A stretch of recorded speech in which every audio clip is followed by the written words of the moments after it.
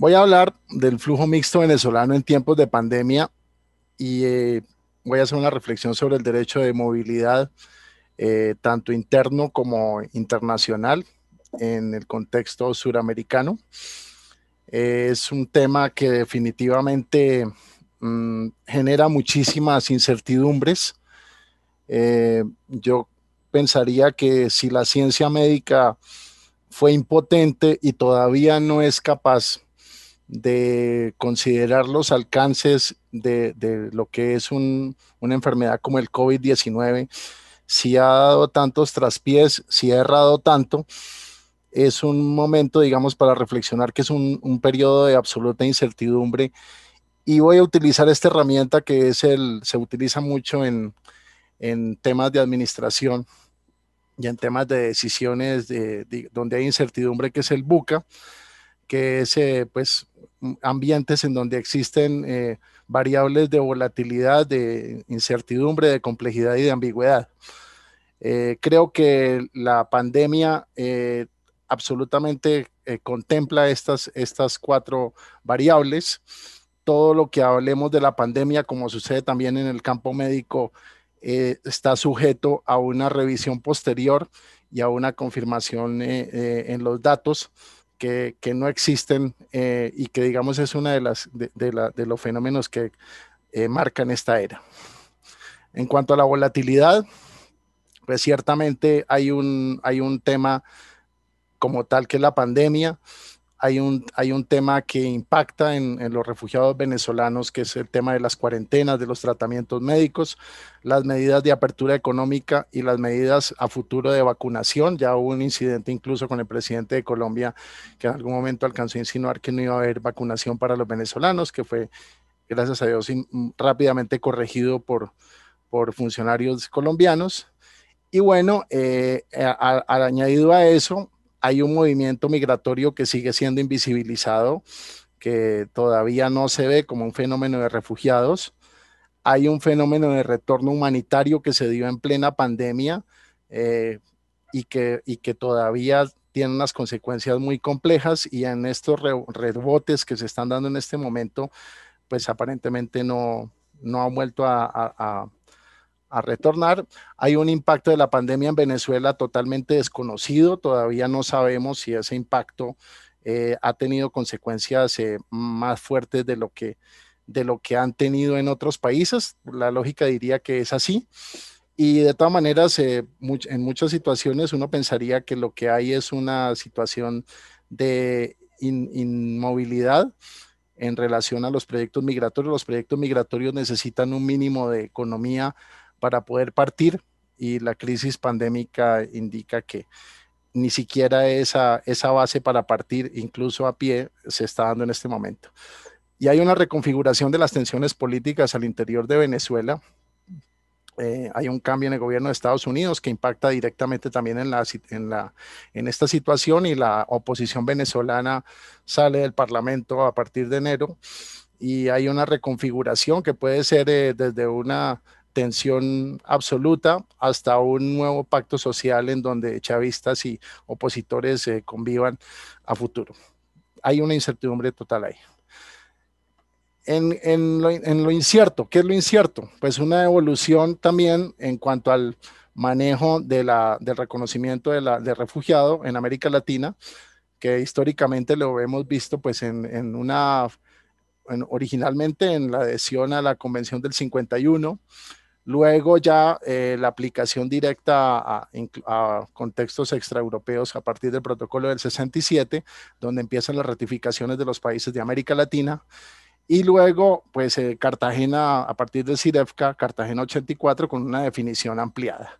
Aquí vemos también que hay una situación que normalmente se dio, y era que siempre se jugaba por el mantenimiento de unos términos convencionales en los procedimientos de reconocimiento de refugio. Hoy en día hemos evolucionado hasta la protección complementaria. Eso es importante porque en el pasado, acordémonos que había, digamos, una muy mala, digamos, se veía muy mal el término de la protección temporal. muchos de nosotros hemos trabajado en temas de protección temporal, incluso uno de los libros que sacamos en la Universidad Nacional por allá en el año 2006 se trataba el tema, que fue el artículo mío en ese libro de transnacionalismo en Colombia. Y bueno, pues el tema es que ahora, gracias a Dios, también podemos hablar de una protección complementaria con la evolución sobre todo del derecho constitucional y de las garantías de derechos fundamentales en los países. El tema aquí es que Cartagena fue aplicada discrecionalmente por la mayoría de los estados latinoamericanos y eso se sigue dando. La discrecionalidad es absoluta. En el caso colombiano, Cartagena, a pesar de que apareció y desapareció de la legislación en cuanto al reconocimiento, en cuanto a los reconocimiento de la condición de refugiado, muy discrecionalmente fue aplicada por la Cancillería colombiana y cuando uno lee la mayoría de los artículos de los colegas, ve que es una situación que se da en casi todos los países. Obviamente las condiciones colectivas, sobre todo desde el punto de vista probatorio, son más complejas de sustentar que los casos específicos en donde las condiciones que están en el artículo primero de la Convención de 51 son a veces más nítidas, aunque sabemos que siempre el tema probatorio será duro, será una situación compleja. Tenemos otro problema. Todas las cifras en el caso venezolano son aproximaciones. El ejemplo clásico es Colombia tiene una cifra congelada desde 1.300.000 a 1.600.000 en prácticamente 2 años. Yo creo que es una cifra políticamente congelada. Los colombianos sentimos hoy en día que tenemos más de 2 millones de venezolanos en nuestro país. Y bueno, eso también hace más difícil el manejo, digamos, de las agencias. Pues hay afortunadamente una estructura de agencias hoy en día que está manejando la crisis, pero de todas maneras el R4B tiene complejidades también en el tema de los datos. Se habla que hay ya más de 5.400.000 refugiados inmigrantes venezolanos. Hablamos que hay más de 2.493.600 personas, según la plataforma de coordinación del R4B, digamos, con permisos de residencia y estancia regular. Sin embargo, estas cifras siempre están atrasadas. Y de todas maneras, aquí pues está una de las dificultades de este caso concreto, y es que los permisos de residencia y de estancia regular de todas maneras se dan en la mayoría de los países de manera intermitente. En Colombia es ese caso. Y eso, digamos, le da inseguridad a la migración, la ha irregularizado, cosa que se ve acá. Y ha dificultado también un poco la visión internacional. Aquí vemos del reconocimiento de refugio. En el caso colombiano, pues Colombia manejaba unas cifras de dos cifras. En Colombia se manejaban, yo creo muy rara vez se llegó a superar los 100 casos en un año.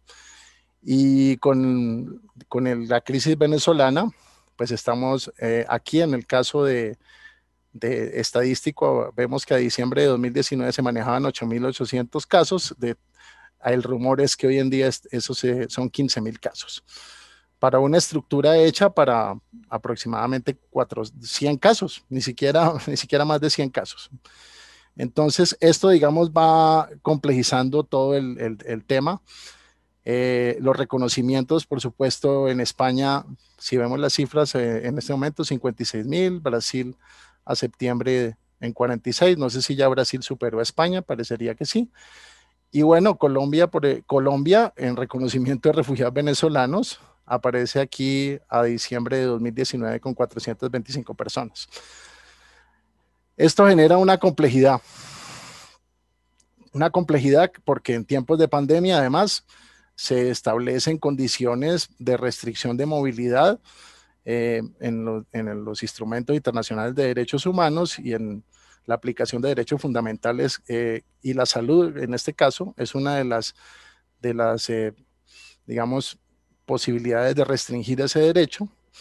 Y bueno, eso, digamos, ha dificultado muchísimo el tema de los venezolanos. La precariedad hizo que muchos de ellos pensaran en el retorno. no pudieron hacerlo algunos por ese tema, otros violando todas las, digamos, por temas de estricta supervivencia, tuvieron que violar las restricciones de cuarentena y se tuvieron que someter, digamos, a situaciones muy complicadas, además ser acusados en su país de ser foco de contagio, de ser una especie de arma biológica, como lo insinuó el presidente de Venezuela en mayo del 2020. Entonces, eso, digamos, además hace del tema más complejo. Hoy en día, pues incluso apenas este 7 de enero, pues se habla incluso de revocarle la nacionalidad y quitarle los bienes a personas que han salido del país por una de las 5 o 6 personas más importantes del régimen. Y eso, digamos, mantiene esa incertidumbre. En cuanto a lo ambiguo, pues hay un tema también importante aquí que quisiera destacar, y es que muchas veces los estados han aprovechado la interpretación auténtica que se considera que son las directrices de ACNUR, la directriz específicamente de mayo del 2018, para centrar el reconocimiento únicamente en situaciones, digamos, que están en relación a amenazas a la vida, seguridad y libertad resultante de eventos que se encuentran actualmente perturbando el orden público en Venezuela.